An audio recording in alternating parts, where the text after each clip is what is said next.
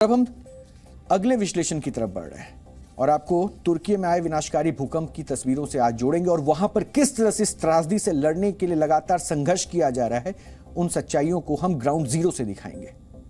21वीं सदी विज्ञान की सदी है। आज चांद पर बस्तियां बसाने से लेकर लैब में बच्चों का जन्म करवाने तक की तैयारियां की जा रही है। आर्टिफिशियल इंटेलिजेंस इंसानी दिमाग की जगह लेने की तैयारी कर रहा है और विज्ञान के इस गुमान में हम हर बार खुद को सबसे ताकतवर समझ लेते हैं, लेकिन हम भूल जाते हैं कि असली ताकत उसी कुदरत के पास है जिसने हमें और आपको बनाया है। और कुदरत की इस ताकत को समझाने के लिए या फिर समझने के लिए हम आपको अब दो तस्वीरें दिखा रहे हैं। एक तस्वीर यूक्रेन की है जबकि दूसरी तस्वीर तुर्की की है और ये दोनों ही तस्वीरें त्रासदी और तबाही का जीता जागता उदाहरण है। देखने में ये तस्वीरें भले ही एक जैसी लग रही हों, लेकिन इसमें एक बड़ा अंतर है। यूक्रेन की ये तबाही इंसानी त्रासदी है और रूसी मिसाइलों और बमों ने यूक्रेन के कई शहरों को खंडहर में बदल दिया, जबकि तुर्की की ये तबाही कुदरत की त्रासदी है और रूस ने पिछले 1 वर्ष से जारी युद्ध में यूक्रेन को जितना नुकसान नहीं पहुंचाया होगा, उससे कई गुना ज्यादा तबाही तुर्की में सिर्फ 1 मिनट में मच गई। आप इन तस्वीरों को देखकर यह आसानी से समझ सकते हैं कि असलियत में ताकतवर कौन है। इस भूचाल ने तुर्की की तस्वीर पूरी तरह से बदल रखी है। जो इलाके कभी गुलजार थे, अब वो खंडहर में बदल चुके हैं। जहां ऊंची ऊंची इमारतें शान से खड़ी दिख रही थी, अब वहां मलबे के पहाड़ नजर आ रहे हैं। हम आपको इन्हीं तस्वीरों के जरिए दिखाएंगे कि आखिर उस रात वहां क्या हुआ होगा। और यह समझाने के लिए हम आपको एक ही इलाके की 2 अलग अलग तस्वीरें दिखाएंगे। इसमें एक तस्वीर भूकंप से पहले की है जबकि दूसरी भूकंप के बाद की। ये देखिए तस्वीर दोनों आपके टीवी स्क्रीन पर, और इन दोनों तस्वीरों में आप तबाही का मंजर ना सिर्फ देख सकते हैं बल्कि महसूस भी कर सकते हैं। तुर्की की ये तस्वीरें और वहां के लोगों का दर्द आप भी साझा कर सके, इसके लिए जी मीडिया भी करीब 4,500 किलोमीटर का सफर तय करके सबसे पहले गाजियान्टेप तक पहुंचा ताकि आप भी तुर्की के लोगों का दर्द महसूस कर सके और उनके लिए दुआएं कर सके, क्योंकि आज उन्हें आपकी दुआओं की सबसे ज्यादा जरूरत है।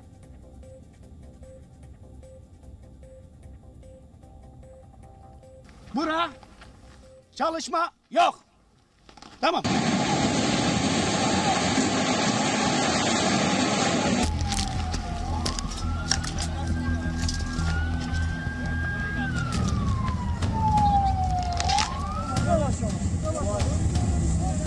Biraz yükseltin, yükseltin orayı.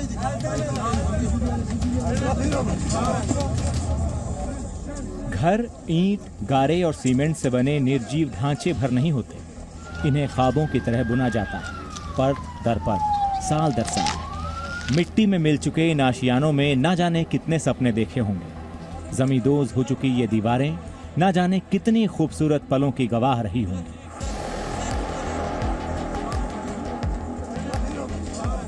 लेकिन जब यही घरौंदे कब्रगाह में बदल जाएं, लोग इन्हीं आशियानों में बेमौत दफन हो जाएं, तो इस दर्द को शायद ही किसी पैमाने से नापा जा सके। ये दर्द आप इन आंखों में महसूस कर सकते हैं जो मलबे के बीच अपनों की तलाश में जुटे हैं। जिंदगी की उम्मीदें भले ही दम तोड़ चुकी हों, लेकिन चमत्कार की आस अभी भी जिंदा है और इसी आस के भरोसे मोबाइल फोन की रोशनी में अपनों की तलाश जारी है। तबाही, बर्बादी, मौत और मातम की तस्वीरें तुर्की के कहरामानमारास शहर की हैं।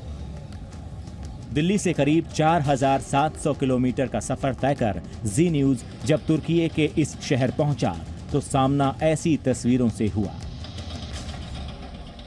जी न्यूज की टीम इस वक्त तुर्की में कहरामानमारास में मौजूद है, जो कि भूकंप का एपिसेंटर रहा है। यहाँ पर कई बिल्डिंग्स एक के बाद एक लगातार गिर चुकी हैं और आप तस्वीरों में देख सकते हैं कि किस तरह की तबाही यहाँ पर आई है।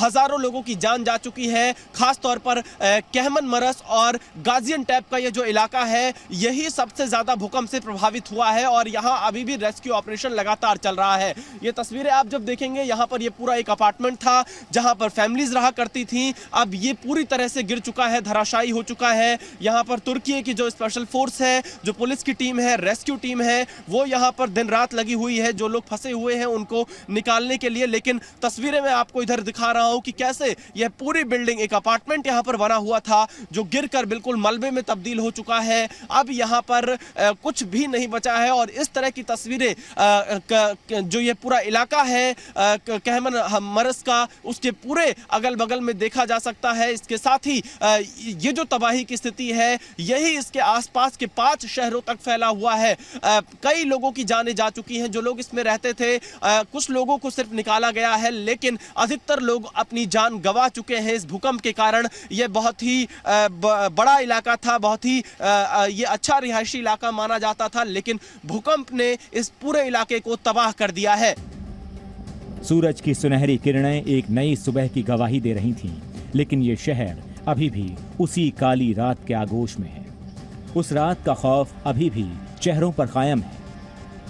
Father and daughter are still inside this building. Yes. So is there any hope they are alive, they will come back? Yes. Approximately 5 hours ago, 5 or 7 hours ago, father and his daughter say to helping search and rescue team, say to we are very good now, we have very good condition, we are alive. जो यहाँ के स्थानीय लोग हैं उनके मुताबिक एक 7 साल की छोटी बच्ची अभी भी इस मलबे में फंसी हुई है। उसके पिता उसके साथ में है और उन्होंने रेस्क्यू टीम को बोला कि हम जिंदा हैं, हमें बचाइए। आवाज़ दी, चीख आई, उनकी पुकार सुनाई दी, तब जाकर रेस्क्यू टीम यहाँ पर उन्हें बाहर निकालने के लिए लगातार लगी हुई है। कहमन मरस की ये 7 मंजिला इमारत 28 परिवारों का आशियाना थी, लेकिन भूकंप के एक झटके ने इसे जमीन पर लापटका। अब इमारत की जगह मलबे का एक पहाड़ दिख रहा है। हम मलबे के कुछ करीब पहुंचे तो जिंदगी से जुड़े निशान भी नजर आने लगे। मिट्टी में पड़ी ये गुड़िया, फुटबॉल और साइकिलें बताती हैं कि ये जगह कभी बच्चों के खिलखिलाहटों से गुलजार थी। लेकिन अब ये खिलौने कभी नहीं खेले जाएंगे, क्योंकि इन्हें खेलने वाले अपने पीछे मातमी खामोशी छोड़कर बहुत दूर जा चुके हैं। ये भूकंप का एपिसेंटर रहा है और यहाँ पर आप देखिए अभी एक बच्ची जो अंदर मलबे में फंसी हुई है उसका एक टेडी बियर भी बाहर यहाँ पड़ा हुआ है। ये बच्चों की जो सपने होते हैं उनसे जुड़ा हुआ है और लोग इस टेडी बियर को देखकर काफ़ी भावुक हो जा रहे हैं। कभी आबाद रहे इस शहर में अब जिंदगी फुटपाथ के सहारे है। खून जमा देने वाली सर्दी में भी लोग सड़कों पर हैं ताकि मलबे में दफन अपनों की कोई खबर मिल जाए। बचाव कर्मी फरिश्तों की तरह एक एक जान के लिए जान की बाजी लड़ा रहे हैं। उखड़ती सांसों की डोर साधने की कोशिश कर रहे हैं, लेकिन अब वक्त रेत की तरह उनकी मुट्ठी से फिसलता जा रहा है। तुर्की में भूकंप ने बहुत जबरदस्त तबाही मचाई है। यहाँ पर घर बार तो लोगों के उजड़ ही गए हैं, सड़कों पर भी बड़ी दरारें आ चुकी हैं। ये गाजियान्टेप से नुरदगी का रास्ता है और इस पूरे इलाके में अलग अलग क्षेत्र भूकंप से बुरी तरह से प्रभावित हुए हैं। और आप देखिए ये सड़क भी पूरी दरक चुकी है और यहाँ पर भूकंप की वजह से दरारें काफ़ी ज़्यादा बढ़ चुकी है। बिजली के खंभे सड़क की तरफ ज़्यादा लटके हुए हैं और इसके साथ ही आप देखिए एक ये लंबी कम से कम 200 मीटर के आसपास एक दरार सड़क पर दिखाई दे रही है। मेन हाईवे है। शाम ढलने को थी, अंधेरा गहराने लगा था। तबाही के इस रंगमंच पर हमारा कैमरा जिंदगी और मौत की शहमात के अलावा भी बहुत कुछ रिकॉर्ड कर चुका था। You are the best brother. टूटी फूटी अंग्रेजी में इस शख्स की 2 बातें बताती हैं कि दोस्ती और दर्द की कोई भाषा नहीं होती, इन्हें सिर्फ महसूस किया जा सकता है।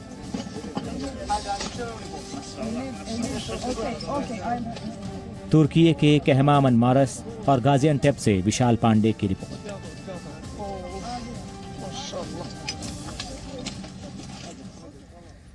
हमारी ये ग्राउंड रिपोर्ट देखकर आप भी ये समझ गए होंगे कि कुदरत कितनी शक्तिशाली है और उसकी नाराजगी क्या से क्या कर सकती है। भूकंप ने सिर्फ ऊंची इमारतों को तबाह नहीं किया है, इसके कहर से जमीन भी नहीं बच पाई है। तबाही की ये तस्वीरें जो भी आप देख रहे हैं, तुर्की के गाजियान्टेप की है, जहां पर जबरदस्त झटकों ने एक हाईवे की तस्वीर बदल रखी है। हाईवे में इतनी गहरी दरारें पैदा हो गई है कि बड़ी बड़ी गाड़ियां तक उसमें समा गई। ऐसा लगा जैसे धरती फट गई हो।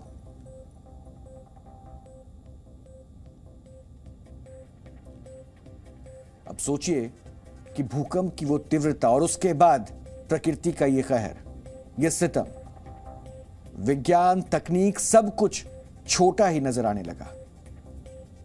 रिक्टर स्केल पर 7.8 तीव्रता के इस भूकंप ने तुर्की और सीरिया के कई इलाकों को मलबे के पहाड़ में बदल रखा है और अब तक मलबे से 17,500 से ज्यादा शव निकाले जा चुके हैं, जिसमें अकेले तुर्की में ही 14,350 लोग अपनी जान गंवा चुके हैं, जबकि सीरिया में भी मरने वालों की संख्या बढ़कर 3,160 के ऊपर जा चुकी है।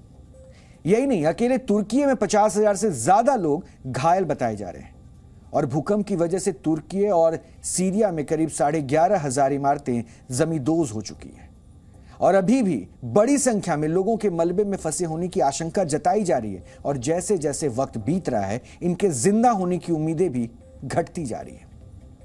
लेकिन बचाव कर्मी इन मुश्किलों के बीच भी देवदूतों की तरह जिंदगी बचाने की हर मुमकिन लड़ाई लड़ रहे हैं। जी न्यूज भी तुर्की में ग्राउंड जीरो पर मौजूद है और हमारे कैमरे में कैद ये तस्वीरें बताती हैं कि किस तरह कुछ सेकंड्स में हजारों लोगों की जिंदगी छिन गई और लाखों लोगों को उम्र भर का गम दे गई। जी न्यूज की टीम इस वक्त तुर्की के नुर्दगी में ग्राउंड जीरो पर मौजूद है और सबसे ज्यादा तबाही इस नुर्दगी इलाके में आई है। चारों तरफ यहां मकान गिर चुके हैं, मलबे में तब्दील हो चुके हैं। हालात यह है कि इस पूरे ग्राउंड में चारों तरफ आपको जहां भी नजर पड़ेगी सिर्फ और सिर्फ शेल्टर होम दिखाई पड़ेंगे। लोगों को इन शेल्टर होम में रहने के लिए मजबूर होना पड़ा है क्योंकि भूकंप की वजह से इनके घर तबाह हो चुके हैं। छोटे छोटे बच्चे आप देखिए इन शेल्टर होम्स में आकर रह रहे हैं अपने परिवार के साथ में। इसके साथ ही जो परिवार के अन्य लोग हैं वो बाहर बैठे हुए हैं, महिलाएं अंदर हैं। तमाम लोग आपको यहाँ पर दिखाई पड़ेंगे। शेल्टर होम्स बनाए गए हैं, लगातार इन्हें रिलीफ मटेरियल्स यहाँ पर पहुंचाया जा रहा है ताकि ये लोग सही से यहाँ पर रह पाए, क्योंकि तापमान बहुत कम हो जाता है रात में। आज तो फिलहाल यहाँ पर सूरज की रोशनी आई है, यहाँ पर लोगों का थोड़ा तापमान से राहत मिला है, लेकिन जो हालात कल तक थे वो बहुत खराब थे। देखिए छोटे बच्चे हैं जो अब इस शेल्टर होम्स में रहने के लिए मजबूर हुए हैं। ये तस्वीरें आपको दिखा रहे हैं। यहाँ पर जैसे ही कोई रिलीफ मटेरियल की वैन पहुंचती है तो लोग वहां पर पहुंच रहे हैं ताकि उन्हें कुछ सामान मिल सके, खाने पीने का, ठंडी से बच पाने का। और आप देखिए छोटे छोटे बच्चे आपको यहाँ पर दिखाई पड़ेंगे शेल्टर होम्स के बाहर। ये तस्वीरें काफ़ी दर्दनाक है कि इस ठंड में और इस बहुत ही कम तापमान में अगर यहाँ इस तरह से रहने को मजबूर होना पड़े तो हालात कैसे हो जाते हैं। बहुत सारे लोग यहाँ पर हमको दिखाई दे रहे हैं जो अलाव जलाकर शेल्टर होम्स के बाहर अभी भी बैठे हुए हैं। तुर्की में 12,000 से ज़्यादा लोगों की मौत हो चुकी है। यह आंकड़ा लगातार बढ़ता जा रहा है। मलबों में और ज़्यादा लोगों के दबे होने की आशंका है, इसलिए यह मौत का आंकड़ा और ज़्यादा बढ़ सकता है। लेकिन तुर्की की मदद के लिए अभी और लोगों को आगे आना होगा। कैमरामैन एस जयदीप के साथ विशाल पांडे, जी मीडिया, नुर्दगी, तुर्की। जिंदगी बचाने की इस जंग में भारत भी तुर्की के साथ खड़ा है। वैसे भी कहा जाता है कि सच्चे दोस्त की पहचान मुश्किल वक्त में होती है और जब बात दोस्ती निभाने की हो तो भारत से ज्यादा भरोसेमंद शायद ही कोई और साथी हो। तुर्की की ये तस्वीरें भारत की इसी दोस्ती और भरोसे की तस्वीर है। तुर्की में भारत के रिश्ते भले ही खट्टे मीठे रहे हों, लेकिन जब जरूरत पड़ी तो मदद का हाथ बढ़ाने में भारत ने जरा भी देर नहीं की। ऑपरेशन दोस्त के तहत भारत तुर्की को कई टन राहत सामग्री भेज चुका है और इसमें खाने पीने की चीजों के साथ जीवन रक्षक दवाएं और जरूरी उपकरण भी शामिल है। आज भी गाजियाबाद के हिंडन एयरबेस से भारतीय वायुसेना के ग्लोब मास्टर विमान ने राहत सामग्री की नई खेप के साथ तुर्की के लिए उड़ान भरी है। यही नहीं, भारत ने एनडीआरएफ की कई टीमें भी तुर्किया भेजी हैं जो दिन रात मलबे में दफन लोगों की जान बचा रही है। और तुर्की के अलग अलग इलाकों में मौजूद एनडीआरएफ की ये टीमें कई तरह के उपकरणों से लैस है। इसमें मलबे के नीचे फंसे लोगों को ढूंढने और उन तक पहुंचने में मदद करने वाले उपकरण भी शामिल है। अब हम आपको तुर्की से ही जी न्यूज की एक और रिपोर्ट दिखाएंगे। ये तस्वीरें दुखदाई तो हैं, लेकिन इसमें भारत और भारत के प्रति दुनिया भर के भरोसे का भाव भी छिपा है।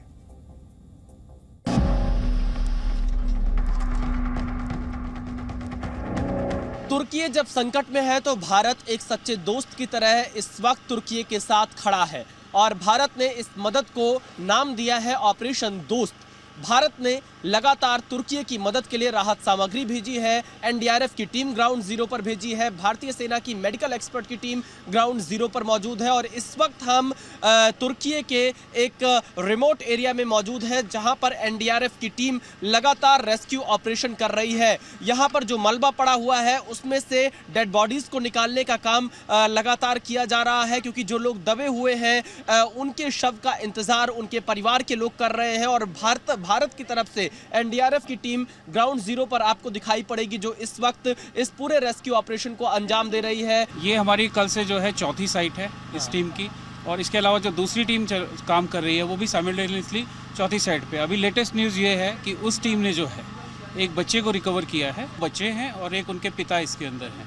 तो हमारी पूरी कोशिश रहेगी कि हम उनको, अगर वो जीवित है तो पूरी तरह से सुरक्षित बाहर निकालें।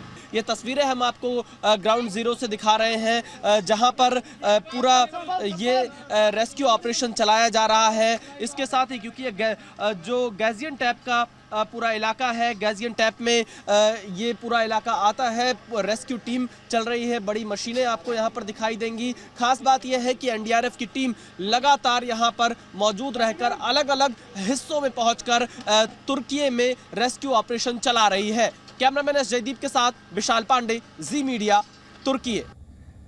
अब आपको तुर्की की एक और तस्वीर जरूर आज देखनी चाहिए, क्योंकि जो तस्वीर हम आपको दिखाने वाले हैं ये तस्वीर इंसानियत के इसी रिश्ते को बताने वाली तस्वीर है। ये तस्वीर भारत का बचाव दल जब तुर्की पहुंचा तो वहां मौजूद एक महिला ने एक भारतीय महिला अधिकारी को गले लगा लिया। ये वो तस्वीर है। ये तस्वीर बताती है कि इंसानियत और प्रेम की कोई भाषा नहीं होती, वो सिर्फ महसूस की जाती है।